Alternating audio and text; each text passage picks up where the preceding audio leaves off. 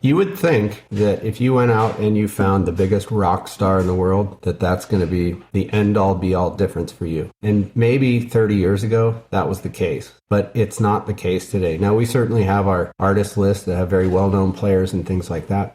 In terms of marketing, the most effective way to market via YouTube and influencers is to find the people that have actually created their own audience. They're more valuable than a rock star because you're piggybacking on their work. I hate to say it, but they do that for a reason, and they go out and they do demos for a lot of different people. But as soon as they submit that video to YouTube, you're guaranteed their massive audience. Welcome to the Midland Money Mindset. This is a podcast that's all about getting your mind right when it comes to all things money. In every episode, we go deep with engaging guests who provide tangible takeaways and a whole lot of joy along the way. I hope you enjoy these conversations as much as I enjoyed having them. Let's dive into today's show.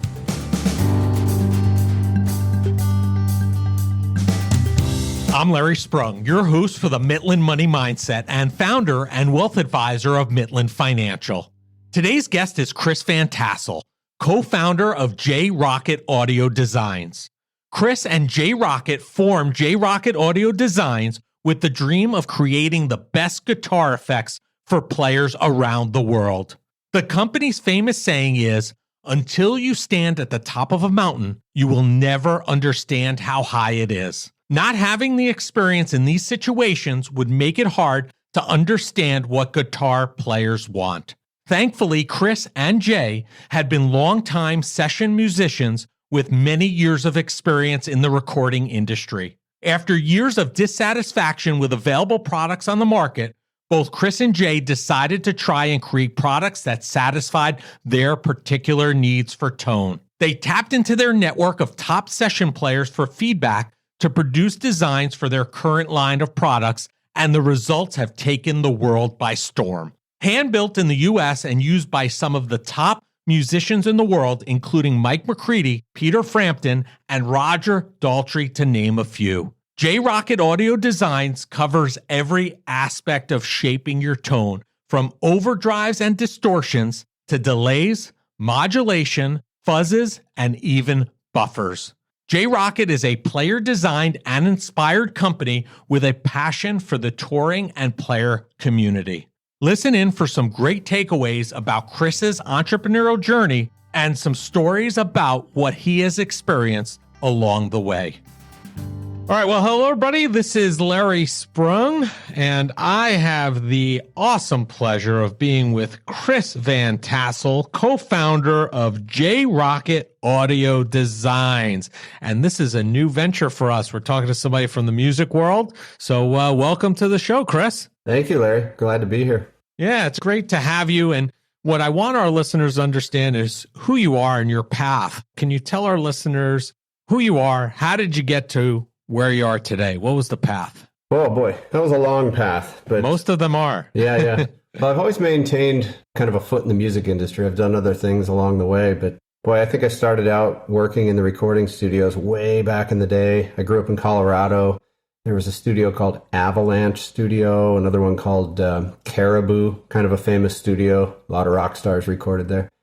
I started out as just the kid wanting to play the guitar, and it led to opportunities like that, and I enjoyed it. I have to say I gave up sports for music, which I'm sure happens a lot of the time, but boy, my path went from I graduated high school and literally packed up a van and moved to California thinking I was going to be a rock star. Wow. And in the process, I kind of learned that that's just not the lifestyle for me. And I moved out there in 86, so it was like right in the middle of the hair metal scene, the Whiskey, the Roxy, Gazzarri's, all those places. And got to play all those clubs, got to experience that whole scene. And I just kind of realized that really wasn't my thing. And after doing some recordings in some of the local studios, I just kind of realized that's more interesting to me. So after being a session player for various different things, I just decided I want to be on the other side of the console, learn how to mix, learn how to produce, learn how to engineer, all that fun stuff. And that landed me doing a lot of projects at a studio at the time that was called Cello. Prior to that, it was the original United Western. It's a really famous studio where the Wrecking Crew did a lot of their stuff. So you'll hear old Elvis, Frank Sinatra. The Beach Boys' Pet Sounds record was done there, and on and on and on. Probably, I think more number one hits have come out of that studio than any studio in the world. So it was great to work there because you're using microphones that the Beach Boys recorded these famous records, and Elvis and all. It was crazy. Really kind of honed my skills there, and eventually moved on to do other records, produced here and there. I never really did it full time, but I did it enough to really experience the industry. And that was right around the time when digital started taking over, and analog was the way. And if you learned how to record via analog 2-inch tape, things like that, then you really learned skills. Whereas when digital took over, you just became like a computer engineer.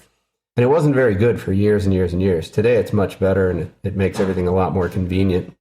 But it also kind of killed the music industry, just the digital piracy, things like that. And today's era, I would not want to be a musician trying to sell music, because you just can't make money unless you're somebody that's like Carrie Underwood, where you're doing Maybelline commercials and everything around it. So we were in the process of just kind of re-experiencing the pedal craze. Like, they didn't have a whole lot of foot pedals up until probably the early 90s. That's when it kind of started. Back in the day of Hendrix, there were a few, and people loved them, and they were very archaic. They're just not very refined. And it just, I don't know, there was like a revolution starting in the early 90s where people started coming out with designs for foot pedals. And you didn't think it'd be a great industry, but when you realize it's really just an accessory, and that's where people spend the most of their money, because a $3,000 amp or $3,000 guitar, that's a lot of money, especially for a musician. But you can go spend, at the time, $100 to $200 to get a new pedal that would change your entire sound.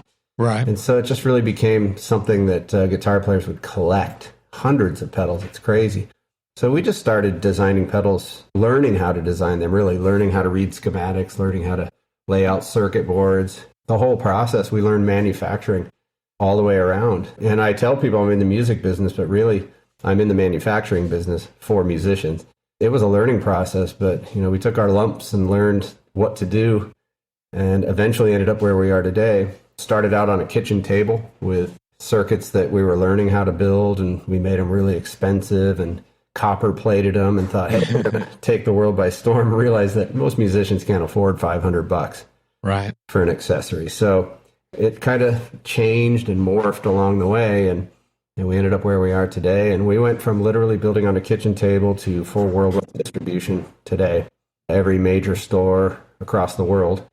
And we have a pretty good reputation now. People know us. It's, like you had mentioned to me prior to the interview, that ran into somebody that knew our stuff. My wife, she travels all the time. And of course, when she travels out of Nashville, she sees guys with guitar cases. And she always asks, you ever heard of Rockett pedals? And I'd say 99% of the time, either they already own one or they want to get one, which is it's a nice thing to know. Wow, that's amazing. So where did your love of music originate from? I don't know. It's hard to say. I mean, I used to listen to records in my room, right? It was kind of my own private space, so to speak, just to get away from family and friends and whatever. And I remember just plinking around on a little crappy acoustic that we had. It was this old Yamaha. And I learned how to play a Spanish song called Malagueña, or Mexican, I don't know if one of the two. And I was obsessed with learning how to play it. And it was like a challenge. And I'm like, I'm not going to quit until I can play this. And then I moved on to another song, and then another song, and then it just builds from there. And by the time I was 8th grade, I was playing the guitar, I was in bands, and one thing kind of begets the next, and you realize, hey, you get to meet girls when you do this too. There you go. Well, that was a perfect segue to what I wanted to kind of transition to next, which was, who or what bands have you had the pleasure of playing with? Are there some big name bands that we would know that you've played with over time? I haven't played in any bands, but I've played with. I remember when I was 19, I was living in San Diego, and the bass player in my band grew up with all the guys in Rat, and of course had met people along the way. And we were practicing one time, and I was 19 years old, and a limo pulls up, and it's a bunch of guys from different bands, right? Dawkins, Rat, Bon Jovi, all this stuff. And we ended up driving up to L.A. to go to the Whiskey, a pretty famous club, for a birthday party for one of the rock stars. And I got to get up and play with all those guys. It was kind of surreal because you really got to see what the life of a rock star was. Right. It was all rock stars, a few of us, and all girls. It was kind of enticing for a 19-year-old, but it was quite an experience. It's one of those moments where you're having that out-of-body experience, so to speak, because these were all my idols, right? You know, the guitar player for Rat Sure. and Dokken and Bon Jovi and all these different guys. It was fun. It's a great experience. But that's kind of what I guess gave me the confidence to move forward, because I felt like I got up on stage and was able to hang with these guys, which was nice.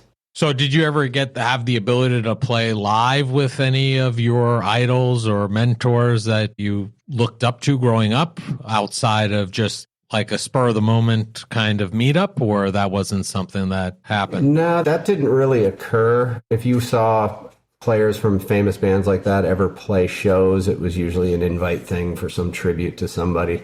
There wasn't a lot of, other than, maybe going to a rehearsal studio and hanging out or jamming with them there. I never did any live performances with any of them.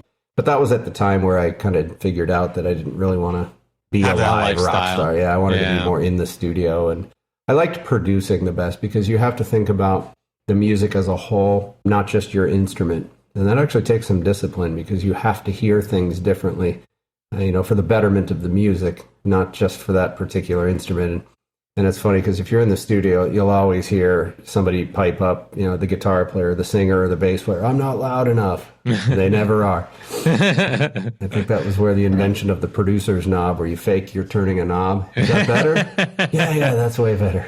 There you go. So where did the idea for you of becoming an entrepreneur come from? Because it seems like you were in the music field. You knew that you didn't want to be this touring musician. And it seems like you've always been tied to the music field. So where and when and how did you make that jump from musician to really wanting to be an entrepreneur and creating this business that really caters to musicians? Well, it was kind of a process of elimination. I had done a bunch of things just, as a young kid trying to make money. And I got into learning how to be a real estate appraiser. And I started making more money than I had ever thought I could ever make doing real estate appraising.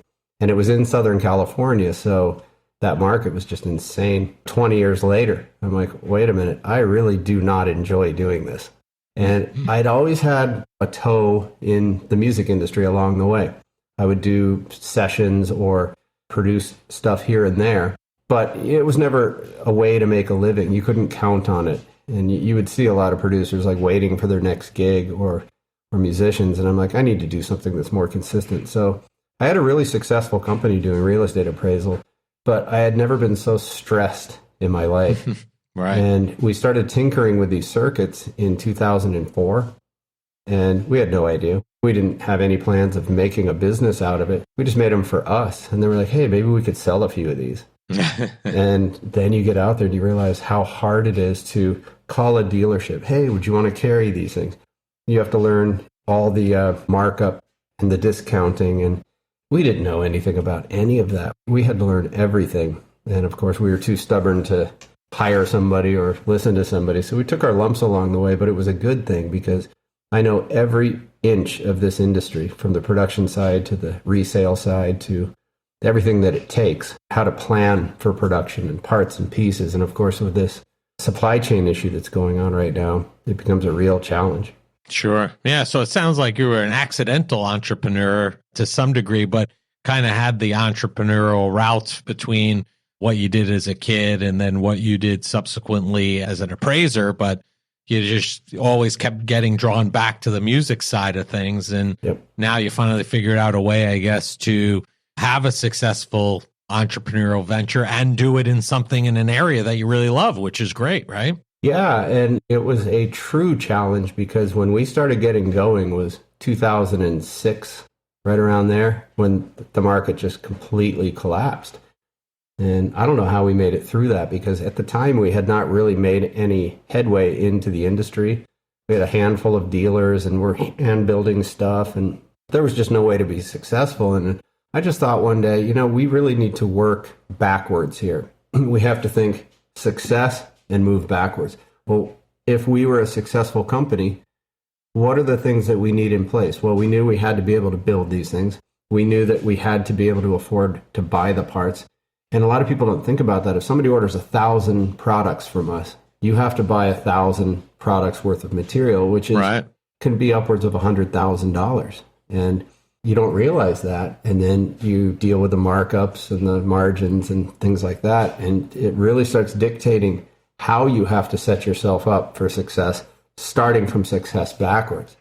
A lot of guys will go out and they'll start a company like this and they'll get successful quickly. And then somebody puts in 1,000-piece order and they're like, I can't fill that order. I don't have $100,000 and it's just me building them. And that's where you saw a lot of companies die on the vine. Right. And we knew what we had to achieve. And the things that we learned is it really came down to relationships. So we called a contract manufacturer. Well, this contract manufacturer charges a certain amount. Usually it's about a 20% markup on anything that they do. So if they have to buy parts and pieces, they mark it up 20%. But then you have to factor in, well, that's worth it because they're basically giving us a loan. And then you get terms with that company and say, okay, 90 days is when we pay you. So we had to go back and really work extra hard to make sure that these dealers were selling our product because that's another place where people can die on the vine. Sure. And it was just an ebb and flow. And sometimes I look back and I'm like, how did we make it? Because there were so many mistakes made along the way. And, we still to this day, we're learning how to really handle production. And it's a real challenge today. Well, that's what being a business owner and entrepreneur is all about, is learning from mistakes and learning from challenges. I mean, have you seen any correlation from playing music and being in a band to being an entrepreneur? Is there a correlation there in any way, shape, or form? I think so. It really teaches you that your next paycheck is on your own shoulders. You find people that go and get a job working for a big corporation, and that's something they don't have to worry about. They get their paycheck for a period of time, whether they perform or not. Obviously, that can catch up to them, but they can count on that paycheck. And certain people can make bonuses or commissions or things like that, but you always have that salary you can bank on. Whereas a musician, you're as good as your next gig, And being an entrepreneur, same thing. You either work or you don't. And success and failure are hinging upon those two choices, right? So it was already in you, I guess, so to speak, from the music side of things. It sounds like almost an easy transition from musician to entrepreneur to some degree, because a lot of the things you would be used to as a musician, you're kind of already conditioned for as an entrepreneur. Yeah, absolutely. And it is. It really is a mindset. I hate to say it, but you look at most musicians and they sleep till noon and they live their lives for the midnight hour, so to speak. And that's fine because that's just where their world takes place. But it does take a little bit more effort. You got to get up and start working and start whatever you need to do that day. And it's usually not the same thing. Right. We will release a new product and there are certain processes that have to be similar every time. But man, there's always a new challenge. You never know, oh, the powder coater messed up or the silk screener messed up or whatever it might be, because there's so many different legs to the operation and you are as good as your weakest link. Right. And it does teach you, right? Teamwork. 100%. Yeah. The idea that Jay Rockett Audio Designs, the company as a whole, was that really just surrounding around that pedal and your initial idea around the pedal? Because there's more than just the pedal in the audio design company, correct? Or is that really just your mainstay product, more or less? It has been our mainstay product for many years. And I'll be honest with you, we've had to learn ourselves. We were not electronics engineers by any degree, and we had to learn. Now, it's simplistic stuff. It really is. But I would say the most important part to building some of these things, which can be done with kits, it can be done with finding schematics online. It's easy. Anybody can do it if you put a little bit of effort into it. But in the end, if you don't have an ear to tell you what's good and what's not good, it's kind of a disaster waiting to happen, because there are a lot of engineers that will design this stuff and they do it by the book, but they don't sound very good. Sometimes it takes something a little out of the box to go, okay, that's what I was looking for. But our famous saying is that you have to have been to the top of the mountain to understand how high it is. Right. And my years of being in the recording industry and working with a lot of top session guitar players and getting the sounds really educated me on what most of these guys were looking for. I was a guitar player as well, and we're all referred to as tone freaks. But it's true. It's a real thing. And there are certain guys that hear it, even in the world of the rock stars, and there are certain guys that don't. I'm one of the ones that don't, because I would not be able to hear the difference. There are certainly differences in sounds, and I've had other people kind of point them out to me, and my ears just don't operate in that fashion for whatever reason, right? Yeah. So are you saying, is that really your value proposition for your pedal, is really that sound quality is really head and shoulders above other pedals that are out there on the marketplace? That's your value proposition? Well, we like to think that, but it really is subjective. Mm-hmm. You can take our 10 top competitors and they appeal to their certain fan base for certain things. There are certain companies that appeal to the praise and worship world just because they support certain values. There are certain companies that appeal to what we call the shoegazer world, the younger crowd, right? Because of the artistic design. We tended to take more of an approach of, we want to make our products be something that has to be on your board 30 years from now. It's a mainstay. It's something that is timeless, classic, and always inspirational. And some companies, they try to implement that, but they also focus more on fancy artwork or something like that. And there's nothing wrong with that. I would never say that there's any pedal company that's better than another, because it just comes down to what your personal tastes are. And we design to what we like, and then we hope that it translates. Right. Sounds like the abundance mindset, right? If you're out there and you're successful, that means that other pedal companies can be successful too. It's not a zero-sum game where you have to fight against everybody else. Everybody can more or less win. Yeah, that's true. And, when we started out, oh man, I bet there were 1,000, maybe, different pedal manufacturers. I think the last I read, there was pushing 10,000 pedal manufacturers. And if you didn't get in by a certain time, that climb to the top is going to be a tough one. Sure. It really is. So can you share, I know we've talked about it offline, not during the show just yet, but that you and Jay Rockett and the Rocket pedal, you use influencers to help promote awareness about your products. And I think this is an area that a lot of entrepreneurs think about or are using, but they're not sure what the benefits are. Can you maybe share how you guys are using influencers and how you've seen that help your business?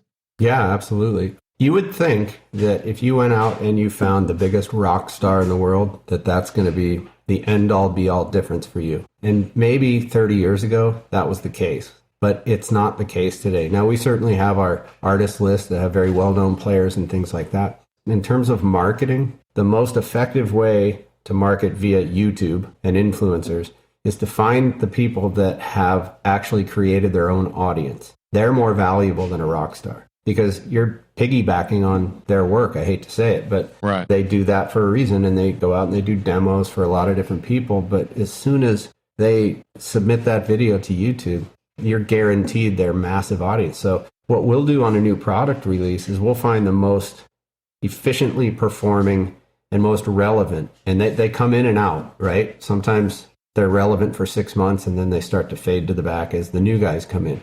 And it's our job to really stay on top of who is the most relevant, who has the best audience. Because there are so many times where I'm just like, oh, this guy's such a great guitar player. We need him to do a video.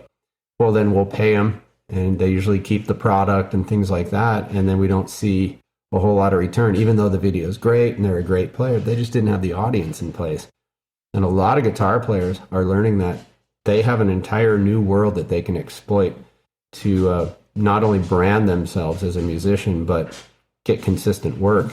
It's not just selling music and being a rock star. It's with YouTube, the sky's the limit for just about anybody. So whatever works in our industry, pretty similar to any industry.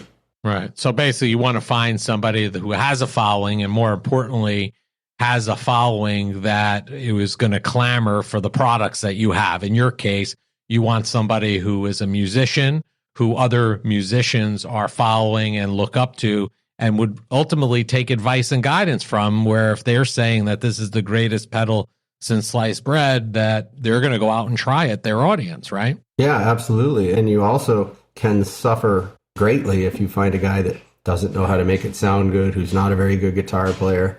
Right. You may find a guy like that has a huge audience and he creates a terrible demo, But Right. he's just influenced a lot of people to say this thing's terrible when it wasn't the product's fault necessarily. I've definitely seen that before. Yeah, so it's a very fine line, and you have to do your due diligence to make sure that you're empowering the right people to be behind your products, because they're just the same as if you go out there and promote it yourself. Oh, yeah. So you alluded to earlier, you said it kind of straight out that being a musician really wasn't the lifestyle that you wanted to have, right? And that's kind of where you started moving over to the entrepreneurial world. So what have been some of the best experiences that you've been through as an outcome of founding your own company and being an entrepreneur? What is the positive side of that equation that you've been able to experience?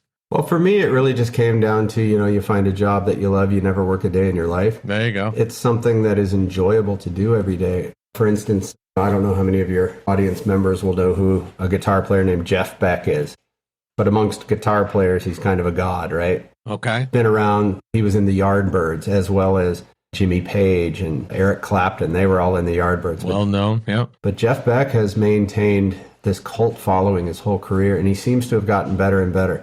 Well, we created a product that he ultimately ended up using, and he recorded his last album with it. And just to be able to say, wow, this product that we created helped one of these just unbelievable, and he's beyond a rock star. And so to have a guy like that create his album using this, and you just hear him play and you think, wow, that's one of my products behind that tone, it's pretty surreal. Those are the type of moments that I enjoy, going out and meeting people. It's great. And we do get our fair share of being able to meet well-known musicians and things like that. And some are great, some are not so great. But at the end of the day, that's everybody in the world. But do you get a credit for that on the album or no? No. No. Does the company, I don't know, do you get a credit for Sound by Rocket pedals or anything like that? No, I wish album? we did. In fact, I had sent a post out once saying, hey, if you know of anybody that's using our stuff, send a picture. Because they're pretty secretive about the gear that they use, Right. I don't know, like Eddie Van Halen back in the day used to turn his back to the audience because he didn't want to show off what he was doing. Mm-hmm. And so there's this thing, if a guy achieves his greatest tone of all and one of your products is part of it, they don't want to tell everybody else because then they get that same great time, So give them a leg up. Yeah. Give them a leg up. So I have to ask. Mm-hmm. I have to ask you because you've been a musician for a long time. You're embedded in the music industry. Who is your favorite band or performer and why? Well, I grew up a Van Halen fan. Okay. For me, you'll get the guys that'll argue all day long. You've got probably 3 guitar players that just changed the world. You know what I mean? I just remember when Eddie Van Halen came out, people passing the album around going, what is this? This guy's from outer, how is he doing this?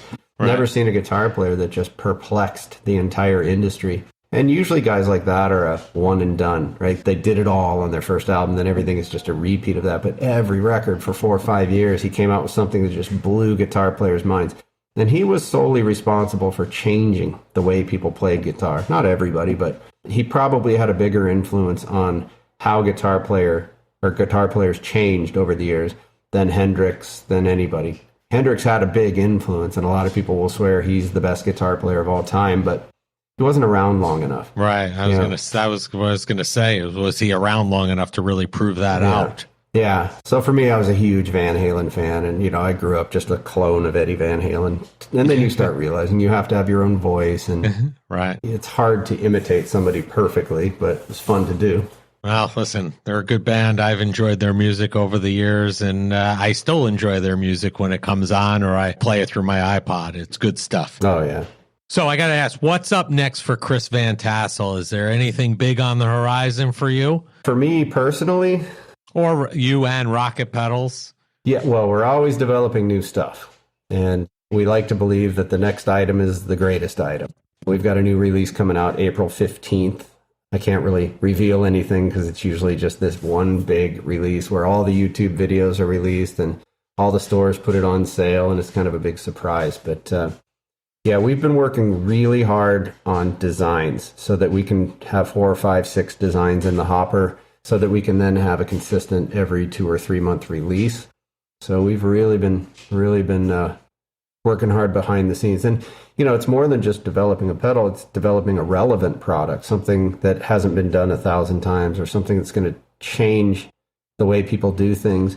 But then if you go too far and it's too outside of the box, people just won't accept it. So there's a balance, without a doubt. Are you changing the pedal every couple of months in terms of trying to attract new people who may not have been attracted to a previous one? Or are there refinements that are going on up and beyond that? Or what's the thought process by having a new pedal every several months? Well, every pedal company has to offer a full line. There are a bunch of very well accepted types of effects that everybody's going to come out with their version of it, whether it's an overdrive or a delay or a chorus pedal or whatever it might be. And then once you have released your version of all of those mainstays, that's when you have to start getting creative. We've gotten very creative on some of our power accessories.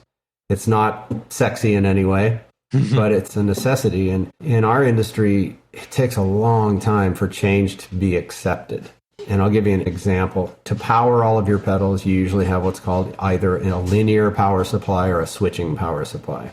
And people have tried to implement battery technology over the years. They just haven't taken. And when you really sit down and think about how those things are being done, they are very archaic, effective, and they work just fine. But we tried to come up with some ideas that would be, it's hard to say game changers, but products that will take care of, let's say you lose your power cord or your power supply blows out. We tried to come up with a product that would remedy that. So we have a new product that will distribute power.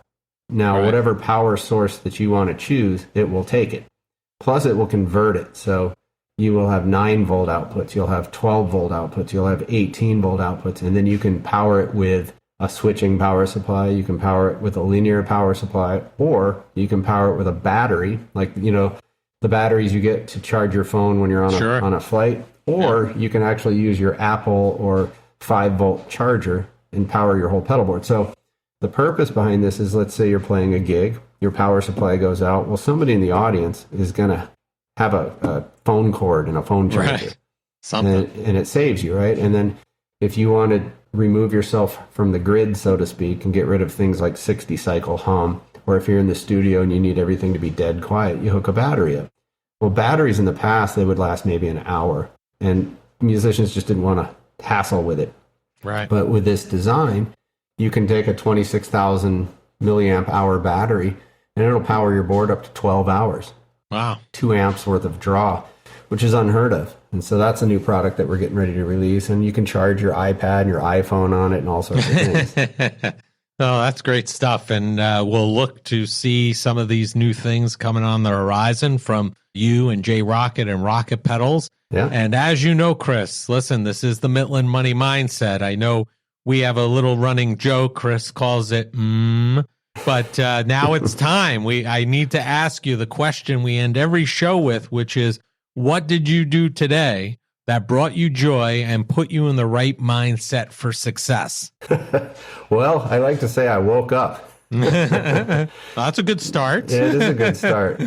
It has been a busy day. And as you know, we contend with a lot of different things in our lives when it comes to the kids and everything that they're involved with. But you know what? I think that if you can just wake up every day and be happy to take on the things that are in front of you, then you're ahead of most of the crowd, because I get so many people, and I know so many people that wake up dreading their day. And I think the secret to success is enjoying what you do. I can never predict what's going to come at me on a daily basis, but it's how I handle it, how I choose to handle it, is whether it turns into a success or a failure.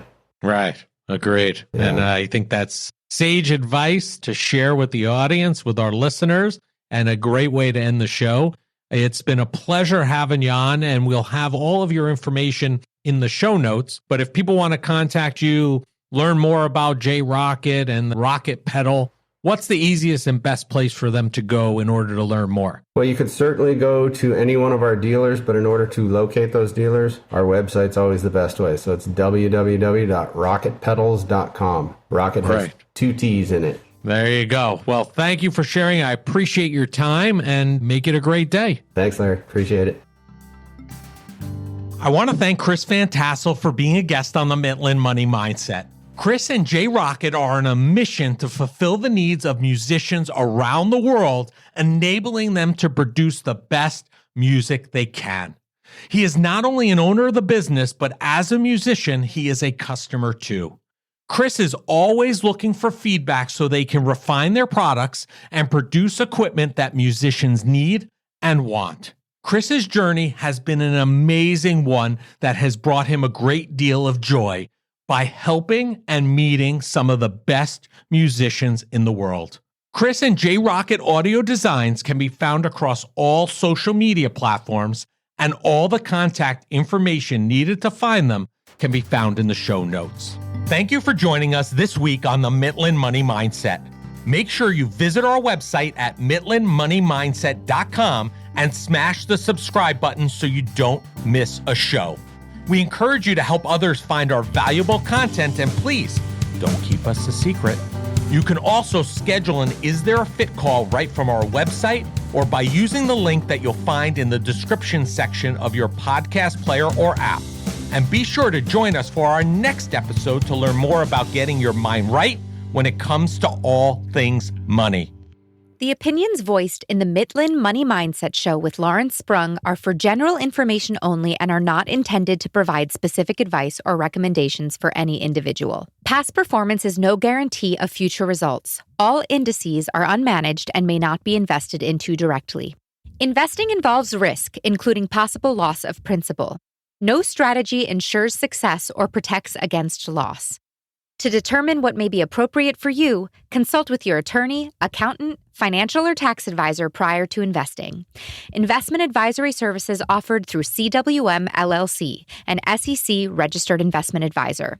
Guests on the Mitlin Money Mindset Show are not affiliated with CWM LLC.